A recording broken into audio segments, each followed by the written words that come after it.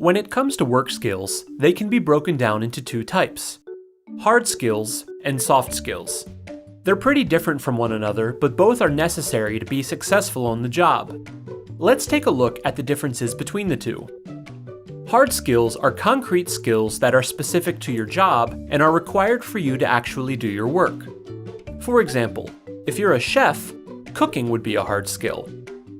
Or if you're a computer programmer, coding would be an example. Soft skills, on the other hand, are interpersonal or people skills that can be used in every job. These include communication, teamwork, and adaptability. Hard skills are generally learned through school, training, or previous work experience. They're more objective, meaning that once you've learned the information or task, you would then possess that skill. Soft skills are more difficult to develop. You'll need to practice them over time in the real world with others. They come naturally to some people, while others may not have such an easy time with them. Hard skills are easy to measure. Employers can get a good idea of your hard skills by looking at your education, previous experience, and certifications.